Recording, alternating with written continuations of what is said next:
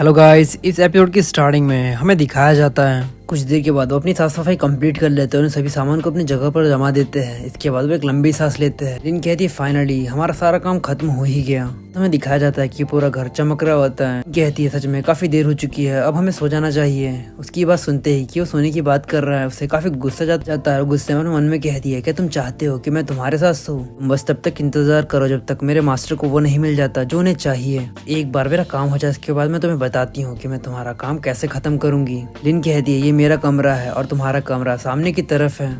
उसकी बात सुनते ही वो अपने कपड़े उतारना शुरू कर देते हैं। कहती मास्टर मुझे प्लीज आपको सर्व करने दीजिए, बस थोड़ी देर। ये कहते अपना होठ आगे बढ़ाना शुरू कर देती है। ये देख लिन कहती है नहीं नहीं नहीं रुको, इस तरीके से खुद की सेवा करने की आदत नहीं है। कहती ओ प्लीज आप शर्माइए मत, प्लीज एक बार तो मेरे पास आइए। ये सुनते ही लिन वहाँ से भागना शुरू कर देती है। वहाँ से भागते हुए कहती है मेरे पीछे ना बंद करो, जो तुम्हारी किसी भी प्रकार की सर्विस नहीं चाहिए। के बाद हमें एक नकाबपोश बंदे को दिखाया जाता है जो कि लिन के घर की तरफ बढ़ रहा होता है। वो भी काफी तेजी से। वो अपने मन में कहता है जानना ही होगा कि वेस्टर्न किन और के कंधे पर जो टैटू है उसका क्या संबंध है। कहते हुए लगभग उसके घर के ऊपर पहुंच चुका होता है। वो नीचे देखता है तो नीचे से आवाज आ रही होती है उससे दूर रहो, मुझे छूना बंद करो, ये मत मेरे पास आइए, नहीं रुक जाइए। जिससे ऐसी आवाज आ रही होती है। प्रिंस जो ऊपर बैठे हुए होते हैं वो कुछ देर ऐसे ही बैठे रह जाते हैं और कुछ देर बाद और वैसे ही बैठे बैठे रह जाते हैं। कुछ देर के बाद वहाँ से आवाज आना ही बंद हो जाती है। वो कहता है आखिरकार अब शांति है। इसी का फायदा उठाते हुए नीचे कमरे में आ जाता है। सामने देखता है सामने लिन और उसकी मेड वहाँ पर सोई हुई होती है। प्रिंस टिंग लिन की तरफ अपना हाथ बढ़ाते हैं।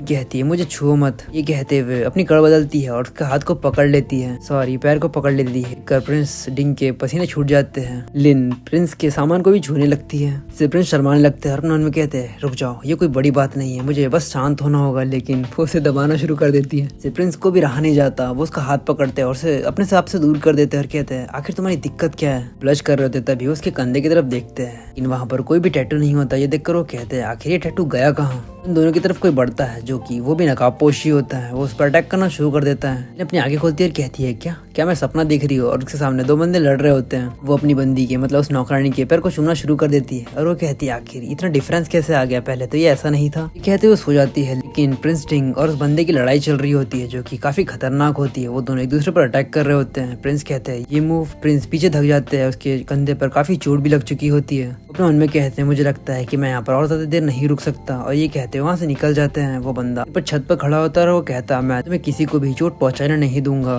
कि कुछ देर बाद हमें प्रिंस डिंग को दिखाया जाता है जो कि अपने मेंशन पर पहुंच चुके होते हैं, मतलब अपनी जगह पर। और वो यही बात सोच रहे होते हैं कि आखिर वो टैटू गया कहाँ, वो अचानक ही कैसे गायब हो गया। फिर कहीं ऐसा तो नहीं कि वो टैटू तभी दिखता है जब आप पानी के कांटेक्ट में आते हैं या फिर ऐसा कुछ। वो ये सोच ही रहते तभी सामने से कोई तेजी से उनकी तरफ आ रहा होता है। वो एक रेड हेयर वाला बंदा होता है। वो कहता है मैंने सुना कि तुम्हें चोट लगी है। प्रिंस डिंग कहते हैं ये कोई बड़ी बात नहीं है। लेकिन गुस्से में कहते हैं लेकिन तुम मेरे पैर पर खड़े हो। बंदा भी गुस्से में कहता है कुछ खून के बूंद गिरने से तुम्हारी मौत नहीं हो जाएगी। तो ये एपिसोड यहीं तक। अगर आपको एपिसोड पसंद आया तो प्लीज इस एपिसोड पे लाइक और कमेंट करके जरूर बताइए और चैनल को सब्सक्राइब करना ना भूलिए।